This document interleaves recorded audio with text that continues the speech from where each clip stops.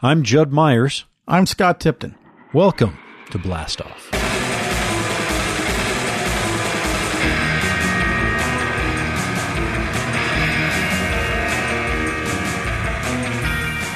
Welcome to the Blast Off podcast home show. This week you got your retails and your Comics 101, just like you like it. This week we're going to be talking a little bit about some of the people, not just in the store, but the people that make up a neighborhood and what they bring in the door with them when they come. We all bring something when we come in the door, and some people, they bring things that are a little bit more aggressive than others, and some people bring things that are a little more artistic than others. This week I'm going to talk about the people that come in that have just a little bit of both. What's going on in Comics 101? This week for 101, we're going to be doing one of our about to be a bit more frequent kind of origin pieces where we go over the character from the very beginning. And this week it's going to be Wonder Woman. All right, what's your favorite Wonder Woman run? Well, I think my favorite Wonder Woman story has to do with my mom. My mom was obsessed with Wonder Woman. Growing up, I thought my mom was Wonder Woman. We always got her Wonder Woman stuff. And during that time, it was like, the late 70s into the early 80s. So during that time, it was a interesting time where they were taking Wonder Woman out of her costume, and doing kung fu and hanging out with I Ching. Yeah, baby. And you know what? It was easier for me to identify my mom being Wonder Woman when, she was like, she wasn't in that Wonder Woman costume. My mom was going out to the discos and stuff. So I was like, yeah, that could be, my mom could be Diana Prince. I think for me, I have a real affection for the original 40 stuff by Moulton and H.G. Peter, because it's just so freaking weird. I mean, it's bizarre. The art is both attractive and off-putting. There's always just kind of weird subtext happening. So just for the effect it had me as a kid, where I knew I liked it and I didn't know if I should like it and I didn't know why, that always has an effect on me. As far as the best... You mean you didn't know why when these women, scantily clad women, were chained down, whipping one another?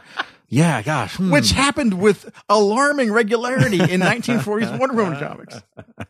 But in terms of like a run that holds up, that Perez run post-Crisis, where he just came in and just established the Amazons as being such a deep, deep cut from Greek mythology, and everything suddenly had weight and had a feel to it. It's hard to beat that first Perez run. Plus, everything was nice and sparkly. George Perez sparkles. Doesn't hurt. All right, let's go.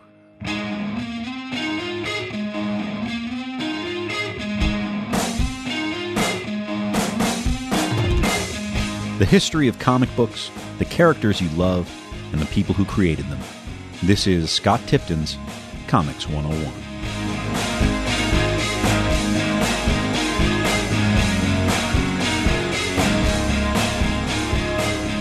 M.C. Gaines was no dummy. According to Les Daniels' book, Wonder Woman, The Complete History, Gaines, the publisher of All American Comics, happened to read an admonishing opinion article entitled Don't Laugh at the Comics in the October 25th, 1940 issue of Family Circle magazine. While it didn't outright attack comic books, it did imply that they weren't exactly good for kids. In the article, prominent psychologist William Moulton Marston suggested that the overwhelming dominance of male heroic figures in superhero comics needed to be balanced by a strong female hero. The savvy Gaines understood that the best way to quiet a critic was to get him on the payroll, so he dispatched his editor, Sheldon Meyer, to meet Marston and get him on board as an advisor. Little did Gaines and Meyer know that their attempt to get a little positive press would instead net them arguably the third great archetype character in comic books, as well as give one of America's earliest feminists a monthly platform for his most unusual agenda in the pages of his creation, Wonder Woman. Meyer had little idea just how dedicated Marston was to the concept of the equality and supremacy of women when they met to discuss his potential advisory position, and later his creating a new female hero character for All American publications. In the 1930s, Marston, a well-known psychologist of the time and creator of the polygraph lie detector test, had a prediction. The next 100 years would see the beginning of an American matriarchy. He theorized that women's superior emotional development would lead them to develop the ability for worldly success and eventually to rule business and the nation. Marston came back to Meyer with a synopsis for a character called Suprema the Wonder Woman. His intentions for the character were plain: to introduce a character who would be tender, submissive, peace-loving as good women are, combining all the strength of a Superman plus all the allure of a good and beautiful woman. Meyer wisely cut Suprema from the title character's name, sticking with Wonder Woman. Then, over Meyer's objections, Marston chose newspaper artist Harry Peter, credited in the comics as H.G. Peter, to illustrate the feature, claiming merely that he knew what life is all about. Marston undoubtedly had other motives in mind. Wonder Woman made her debut in a backup story in All-Star Comics number 8 in December 1941, introducing Wonder Woman. The comic is credited to Marston's sobriquet, Charles Moulton. The story opens with a U.S. Army plane crashing on Paradise Island, a mysterious, uncharted isle populated by the Amazons, a tribe of beautiful and scantily clad women. The plane and its injured occupant, Captain Steve Trevor, are discovered by Diana, daughter of Hippolyta, queen of the Amazons. While Trevor is nursed back to health by the Amazon doctors, the love-struck Diana asks her mother why she can't attend to the wounded airmen, and thus unfolds the story of the Amazons. In ancient Greece, the Amazons had been taken into slavery by Hercules, who defeated Hippolyta in personal combat through trickery. The goddess Aphrodite helped Hippolyta and the Amazons escape and vanquish Hercules and his armies, but in return, the Amazons had to agree to leave the world of man and establish a new world of their own on Paradise Island. If they remained on the island and did not permit themselves to again be deceived by men, they would remain young, strong, and immortal. Aphrodite also decreed that the Amazons wear bracelets fashioned from their captors' chains as a reminder that we must always keep aloof from men. As Hippolyta finishes the story, Aphrodite appears before her and declares that one of the Amazons, the strongest and bravest, must return Steve Trevor to America and remain in the man's world to help defend America, the last citadel of democracy and of equal rights for women. So, to determine the strongest and bravest, Hippolyta prepares a tournament, but forbids Diana from entering, unable to bear the possibility of her daughter leaving the island. Diana enters anyway, in disguise, and wins the contest. The masked Amazon is revealed, and Hippolyta has no choice but to name her daughter the winner and award her the uniform and title of Wonder Woman. Wonder Woman's first adventure continued in Sensation Comics number 1 in January of 1942. The Amazon princess returns the injured Steve Trevor to America in her invisible plane, dropping him off at Walter Reed Hospital in Washington, D.C. As she is exploring man's world for the first time, she finds herself foiling a robbery with her bullets and bracelets trick, deflecting gunshots with her bracelets, and is noticed by a conveniently passing by theatrical agent. He puts Diana on stage, enabling her to make some quick cash while Trevor recuperates. Then, in one of those only-in-comics coincidences, Princess Diana runs into a despondent nurse who laments that she lacks the funds to join her fiancé in South America. Because the princess needs a nursing job in order to be near Steve Trevor, and just happens to have a fistful of cash to spare from her theater gig, an arrangement is quickly made. Soon the nurse is off to join her fiancé, never to be seen again, and Princess Diana takes over the nurse's job and identity in the U.S. The nurse's name? Diana Prince, of course. Wonder Woman's golden lasso of truth would later be introduced, and it's perhaps a direct connection to Marston's real-life invention of the polygraph machine. He gives Wonder Woman the same power he felt he gave the world, the ability to determine truth from lies. The lasso is a weapon of submission that renders opponents helpless, a theme that Marston would return to again and again, such as the final twist revealed in the Wonder Woman concept, that she becomes powerless when bound by a man.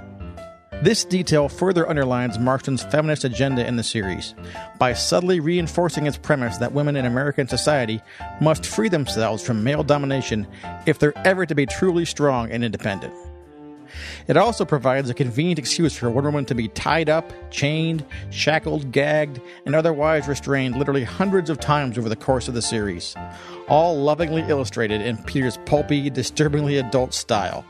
This, we contend, was the real reason for Marston's insistence on Harry Peter as the Wonder Woman artist, to infuse the comic with highly suggestive imagery to help keep the attention of male readers, particularly young adolescent males, who might otherwise hesitate to buy a girl's comic book. Once Marston had pulled in a large captive audience with Peter's lurid bondage art, he was then able to proselytize his enlightened feminist agenda. After the death of William Moulton Marston in 1947, the Wonder Woman strip entered a new phase of its publication. No longer single-mindedly focused on issues of gender equality and submission, Wonder Woman instead took on a straightforward adventure style. being handled primarily by writer Robert Kanigher and artist Ross Andru. Andru's clean and traditional style departed from that of artist H.G. Peter. Robert Kanigher's stories took a lighthearted, almost fairy tale approach to the Wonder Woman narrative, one in which logic and continuity often flew right out the window. Kanigher made use of Queen Hippolyta's magic sphere with a vengeance. This television-like device, introduced in Wonder Woman's first appearance, allowed Hippolyta to see any place or time in the world, and Kanigher used it to tell tales of Princess Diana as a girl, and even as a toddler, known as Wonder Girl and Wonder Tot, respectively. The adventures of young Diana often involved innocent flirtations with mythological types, such as Bird Boy and Mare Boy. Even stranger, sometimes Wonder Woman would travel back in time through the screen of the Magic Sphere to have adventures with Wonder Girl and Wonder Tot, despite the fact that they were all three the same person. This even resulted in the accidental creation of a new character. When the creative personnel at DC, who apparently were not steady Wonder Woman readers, were putting together the new Teen Titans series, they took a look at issues of Wonder Woman and said, "Hey, there's a Wonder Girl! Put her on the team too!" They failed to realize that Wonder Woman and Wonder Girl were in fact one and the same. When the mistake was eventually discovered, a backstory was hastily constructed for Wonder Girl, and she became Donna Troy, an orphan rescued by Princess Diana and raised on Paradise Island as Diana's sister. By 1985, it was decided that Wonder Woman would be completely revised by the end of DC's epic miniseries Crisis on Infinite Earths. And so the old Wonder Woman was wiped from existence, erased as if she'd never existed. The problem was that DC hadn't finalized its plans for its new post-crisis Wonder Woman. In his foreword to the trade paperback collection, Wonder Woman Gods and Mortals, writer-artist George Perez recalls that there had been many proposals submitted for a new Wonder Woman, some that changed everything but her name. The editors at DC, however, were intent that the basic character remain recognizable as Wonder Woman. When Perez expressed interest in handling the Wonder Woman revamp, all current plans in place were changed, and Perez came on board as both the artist and writer, with longtime collaborator Len Wein at first lending a hand on the script. Of the three major revamps undertaken by DC in the post-crisis days of 1986, Superman and Batman being the other two, Wonder Woman's was the most successful creatively, and it catapulted the character back to a level of importance and significance that had not been seen in decades. It shook off the detritus of years of neglect and combined the strongest elements of the original concept with a modern sensibility.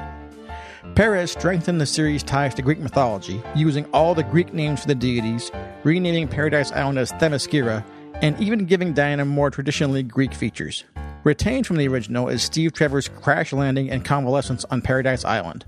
Although wisely, this time the creators don't have Diana fall madly in love with the first man she sees. As always, Perez's art on the series is gorgeous, and his redesigns of villains like Ares, as well as new characters like Decay, Deimos, and Phobos, gave the series a brand new spark it had long needed. As for characterization, here Perez gave us a strong, confident, and powerful woman, still uncertain about her role in man's world, innocent yet not naive. And it was this version of Wonder Woman that would stick around for most of the next several decades. When it comes to the world outside the comics, Wonder Woman's biggest bit of mass media exposure was her hit 1970s TV series, starring Lynda Carter as Diana Prince and Wonder Woman. Premiering in 1975 as a pilot movie entitled The New Original Wonder Woman, to avoid confusion with an earlier and unsuccessful 74 attempt entitled just Wonder Woman, starring a blonde and somewhat blah Kathy Lee Crosby. The ABC TV movie scored high enough ratings to warrant a weekly series, which first aired April 21st, 1976. The series' initial run on ABC from 76 to 77 was a period piece, with Wonder Woman and World War II fighting Nazis, and more Nazis. In 1977, the series moved to CBS and modernized the plot away from the war. The immortal Diana returns to Paradise Island for many years, until she meets Steve Trevor Jr., who just happens to look exactly like his father, Steve Trevor Sr., with Lyle Wagner in both roles. She decides to return to man's world and work with Steve Jr. at the spy agency IADC. While the first season had more of a comic book flavor, between the World War II setting and Wonder Woman doing battle with foes such as Fausta, the Nazi Wonder Woman, and Gargantua, the last two seasons were more typical 1970s TV. In other words, Wonder Woman would spend a lot of time fighting goons wearing black turtlenecks under brown sport blazers. But it was Lynda Carter's embodiment of the title character that made you overlook the show's many faults and keep coming back for more. Will Gal Gadot's upcoming feature film turn as Wonder Woman be enough to once and for all eclipse Linda Carter from the hearts and minds of comics folk? Well, I'm skeptical, but I'll keep my fingers crossed for her. I'd love to see a great Wonder Woman movie, and it's about time.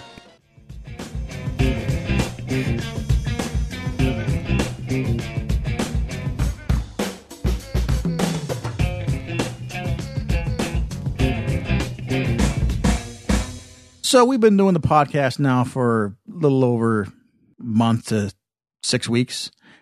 And I don't You've got like 16,000 episodes to show for it. Well, I don't believe in going halfway on these things. Go big or go home is my motto. I can't speak for you, but I've really been enjoying it. I love every second of it. I like the production of it, and I'm enjoying just the reaction we're getting from people. People coming to us and telling us what they think. And please hit us up on Facebook, hit us up on Twitter, stop by the shop, tell us what you think. And it's kind of helping us get across what's always been very important to us here is a sense of community. You know, we'd love to keep doing it. We want to keep doing it. We intend to keep doing it, but we could always use a little help. So if you'd like to help us keep the Good Ship Blast Off afloat, we've got a few ways to do it. First off, you can subscribe to be a member of Team Blast Off on our website and make a payment on a weekly or monthly basis. Not much, just enough to help keep the lights on, keep the wheels turning, keep our producer from not answering our phone calls anymore. There's 99 cents. You could go and give 99 cents.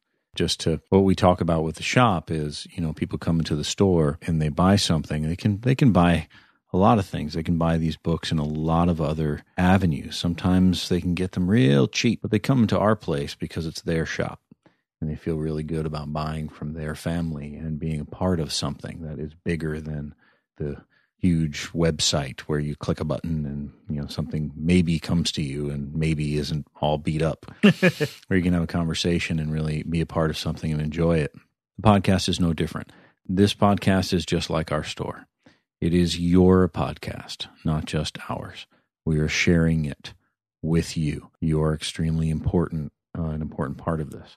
We are paying for this podcast. We are reaching into our pocket and paying for it. It does cost money. We are busy trying to keep the store going, and we are busy trying to keep this podcast going. And if you are interested and want to be a part of the family of this, the family show, hey, absolutely. Just like you'd come into the store and you'd buy a $2.99 comic book and go, I really love that I'm supporting my local comic book store. You can come to our podcast page and give 99 cents and say, hey, I really feel good that I'm supporting this podcast because I really like hearing it every week. It's really nice while I'm making my drive, and we really like bringing it to you, no matter how much it costs. But if you'd like to come and be a part of it, we certainly would welcome it. There are lots of different things that you can get from it. We give things to our subscribers, just like in the store. People subscribe, they come in, they get free bags and boards, they get all these special, for being a subscriber, they get special attention. The same with our podcast. We're bringing the same idea to our podcast. There are these pretty awesome Blast Off t-shirts that we've got going on. If you haven't seen them, you really ought to go to the site and see. We've got all different colors. We've got all different sizes. They're these beautiful Tultex t-shirts. They're all these. Scott's laughing, but I love how they feel. They're really, really good. You know, you can come and buy a t-shirt and represent, you know, walk around the neighborhood and show people with pride that you have the Blast Off logo on your chest. Or there's an even better way, and one that we probably love even more is, hey kids, you can come and buy some comics. Oh, there's that. At blastoffcomics.com. A pretty substantial online store. We have some pretty great stuff online on our online store. Vintage books. Vintage books you're probably not going to see in shops in a lot of cities in this country. Mm-hmm. At a lot of prices, too. Not everything is crazy, super expensive vintage. There's some really cool stuff there for some pretty affordable prices. So come and take a little perusal of the online store if you'd like to help out the podcast. It's important that you understand we want you to be a part of the building of this show. We're going to be around for a long time, just the same way that our store is. And the first person that walked into our store, I said, we're not going anywhere, but we would really like you to go there with us. This is the same. We would like you to be on this journey with us. Just like the shop help us build the shelves. Just like the shop, help us make it more colorful. Just like the shop, help us to do good things for others outside of ourselves, for our community. Just like the shop, tell us your stories, not just ours.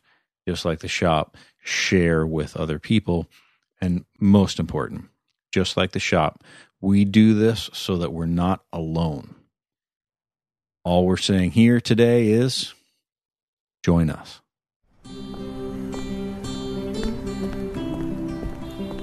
Not all great stories happen in the pages of a comic book. Some of them happen in the store. Welcome to Judd Myers Retails.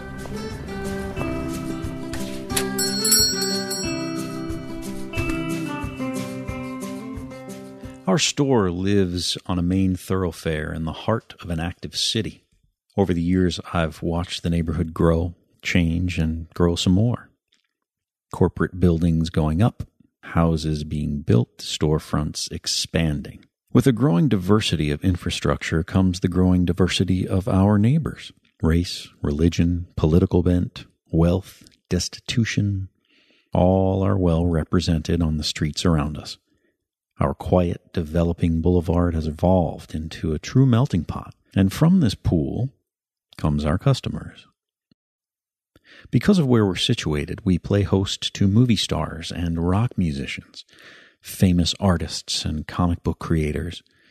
But there's an orphanage right down the street as well, a juvenile detention center 15 minutes away, a stream of transients being pushed closer to us by the onset of gentrification, and an altogether different kind of dealer than myself, flagging you down on a quiet street corner.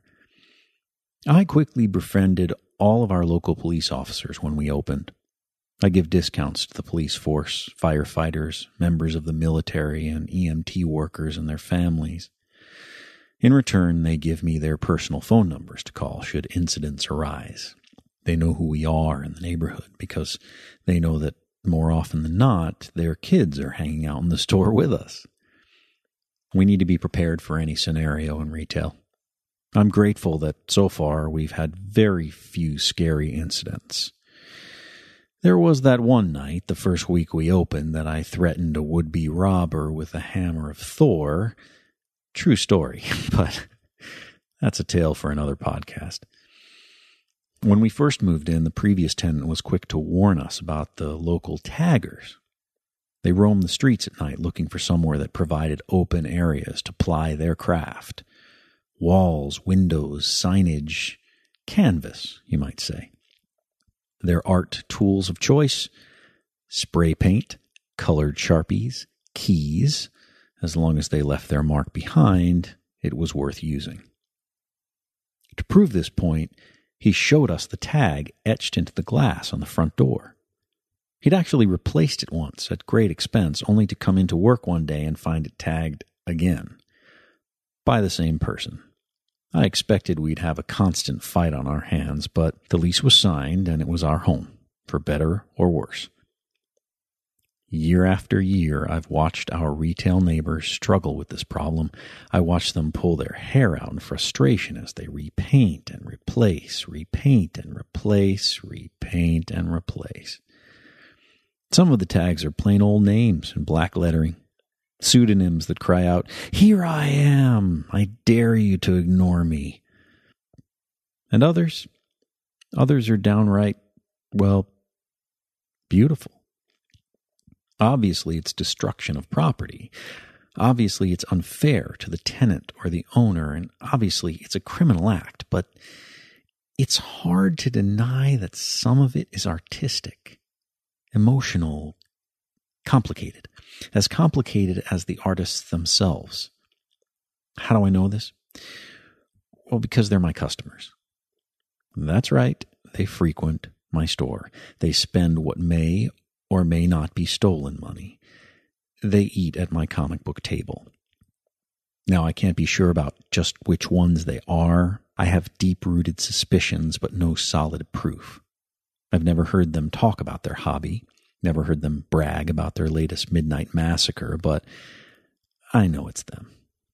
They know I know. And you know what I do with these kids?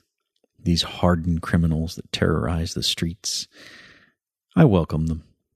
I thank them for coming in. I give them a place that's safe, a place that has art that speaks to them. I share my store and make them feel at home. I give them the very thing that their spray paint shouts out for: respect. They usually come in late at night, traveling in packs. They've got their boards and their backpacks and their cigarettes that they have to leave outside. They're loud and angry and unafraid. They roam the streets, itching for a reason to fight. But when they come through my doors, they miraculously calm themselves. They treat the product around them with reverence. They marvel at the art and the work that goes into the comics and graphic novels. They pore through the art book section and ask questions about this Mobius guy, or scratch their heads at how sequential art is constructed. They stay for what seems like hours, and after many moons gracing my doorway, they've come to understand that it's proper etiquette to make a purchase, however small, before leaving. On one occasion, the usual crowd came in, but there was a new face among them. He was angry and hostile and had a beer bottle in his hand. He pulled a book from the shelf and looked as if he might hurl it across the shop. And then the leader of the wolf pack grabbed his hand. "Put the book down," he said calmly. The angry kid glared at him, stunned at the order he was just given. The leader spoke again. "What part of the sentence didn't you understand?" The angry kid stood transfixed. His entire clan, as well as everyone in the store, stared accusingly at him. All the wind went out of his sails, and he gently put the book back on the shelf. "Now get out," his leader said. "Until you learn how to act right, you don't come in here. Understand?" The angry kid spouted off something foul and left. The leader sheepishly turned to me. "I'm really sorry about my friend, Judd.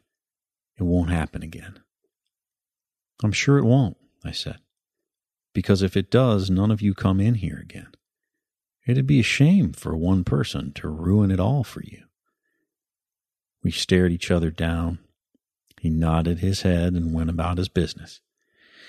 It's important they understand I can be as tough as they are, and as unafraid. Keeps an even playing field. The angry kid stood outside the entire time, staring jealously into the front window. I think he wished he'd played out the scenario differently. Everyone looked like they were having so much fun. I like these kids. I really do.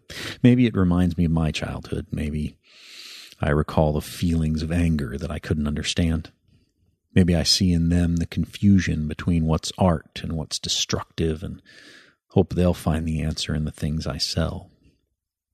But I talk to them in their language, and occasionally they talk to me in mine. Is that wrong of me? Am I aiding and abetting? Am I enabling these kids and telling them it's okay to destroy other people's property? I don't think so, because that's not my place. That responsibility belongs in the hands of their parents, their teachers, their families, their friends. My responsibility is to provide a safe haven for my community that welcomes everyone.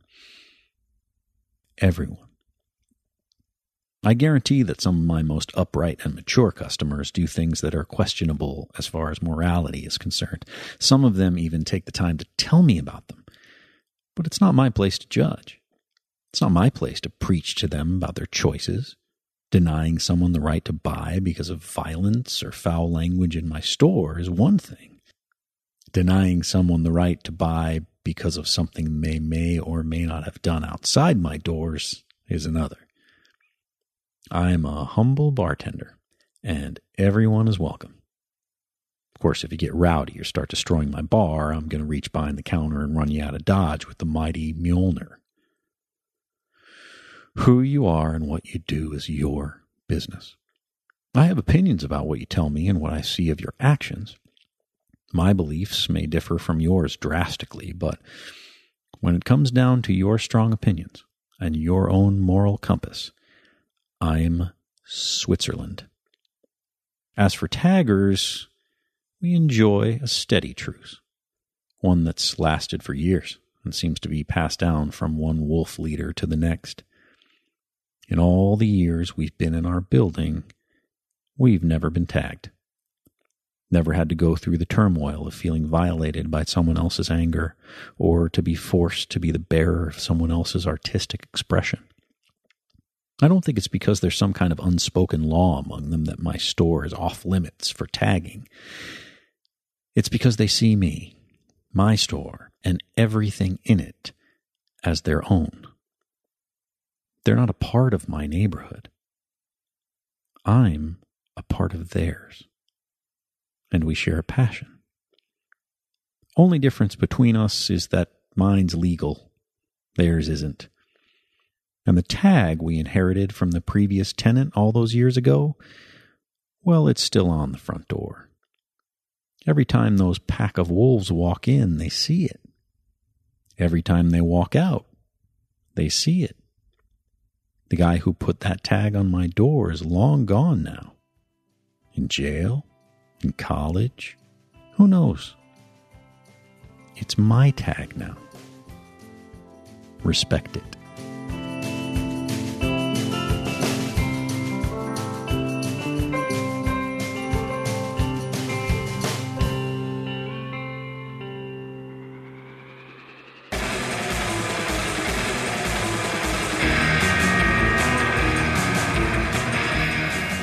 The Blast Off podcast is produced by the Colonel, Jeff Fox, Scott Tipton, and me. Original music is composed and performed by Derek Anthony Gray. You can find more of his musical compositions on his website, DerekAnthonyGray.com. For more information about anything you've heard us talk about today, check us out online at blastoffcomics.com. We have an active Facebook presence, so check us out over there on Facebook. And you can reach us on Twitter at BlastOffComics or on Instagram.